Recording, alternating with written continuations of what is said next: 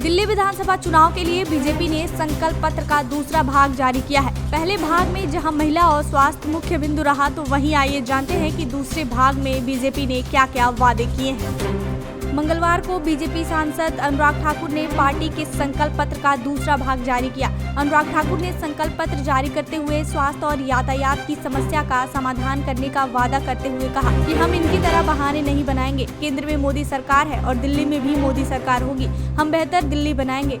उन्होंने कोविड काल में शराब व्यापारियों को लाभ पहुंचाने, अपने घर का निर्माण कर शीश महल घोटाला करने का आरोप लगाया है और सीएजी रिपोर्ट विधानसभा में पेश नहीं किए जाने पर भी सवाल उठाए हैं।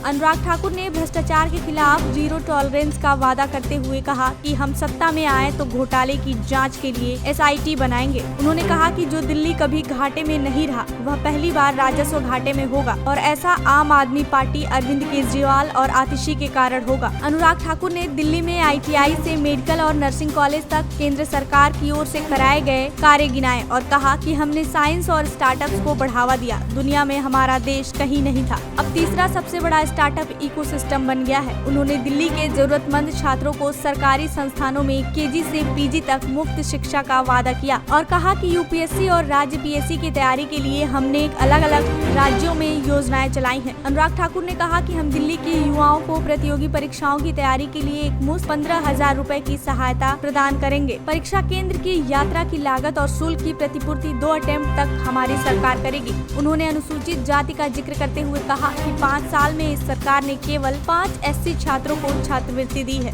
अनुराग ठाकुर ने केंद्र की ओर से चलाई जा रही SSC कल्याण योजना गिनाते हुए कहा कि हम दिल्ली में तकनीकी और व्यावसायिक पाठ्यक्रम के छात्रों के लिए डॉक्टर भीमराव अंबेडकर के नाम पर योजना शुरू कर 1,000 रुपए प्रति माह स्टाइपेंड देंगे। हम दिल्ली के युवाओं के सपने को साकार करेंगे।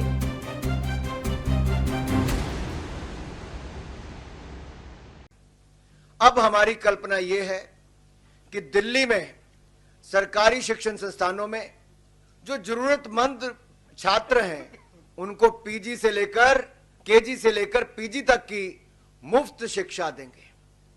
KG से PG तक मुफ्त शिक्षा मिलेगी दिल्ली के जरूरतमंद छात्रों को सरकारी शैक्षिक संस्थानों में।